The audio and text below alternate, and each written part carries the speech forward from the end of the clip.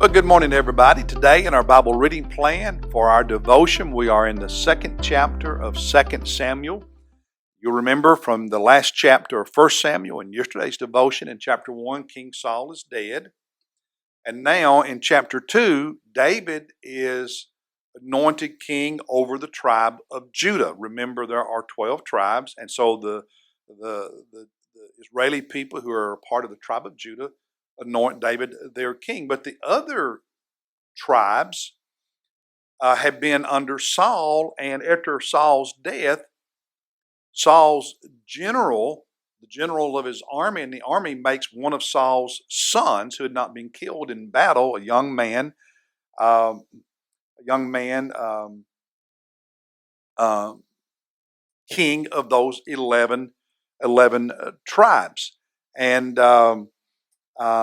you find that in verse 8. So why don't you go ahead and drop down there in verse 8. But Abner, that was the general of Saul's army, commander of Saul's army, had taken Ishbosheth, the son of Saul, and brought him over to, however you pronounce that city, and made him king over, and then it lists the different tribes. So back in verses 4 and following, you have David made king of Judah. In verses 8 and following, you have Saul's son, Ishbosheth, king of the other 11 tribes. And so for a season, there's conflict.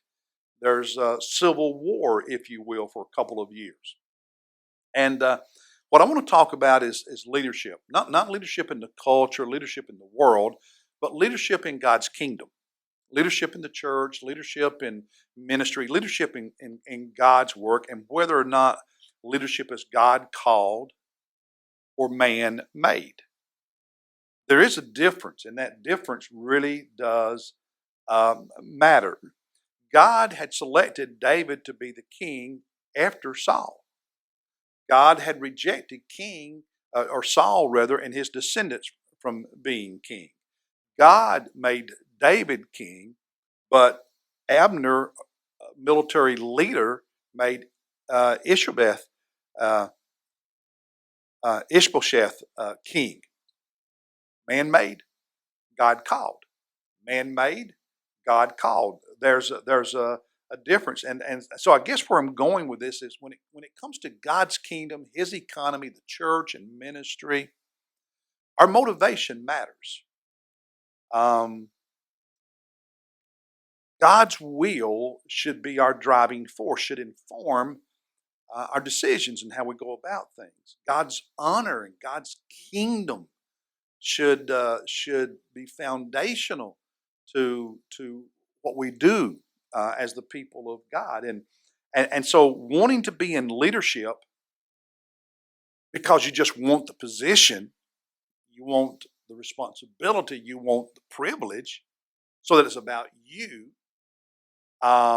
Being in leadership for the power or the influence or whatever, very different. That's man-made leadership. As followers of Christ, we have to keep our hearts and lives humble and right, and that we are serving and we're in leadership because God calls us and God puts us there. And it's not about status, and it's not about preference, and it's not about power, and it's not about privilege. It's about a call of God that is affirmed, yes, affirmed by the people of God. Because the people came to David and affirmed God's call on David's life. That didn't happen with Saul's son Ishbosheth. The military, almost like a coup, if you will, made him king. He wanted it. Army wanted it. So it happened. David, it was God's doing, and the people said yes. So leadership in the church and in God's kingdom, it's not about privilege, rank, power, prestige. No, if that's the motivator, then it gets all messed up. We serve in the church because God calls us.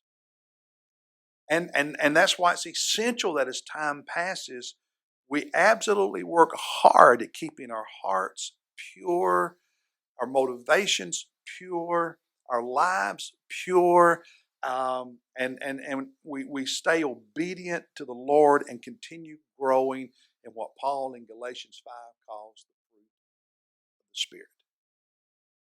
So we're all supposed to serve. What's our motivation? It really does matter. And the motivation is not what we say, the motivation is what we exhibit. When things happen, are your thoughts more about how it makes you look,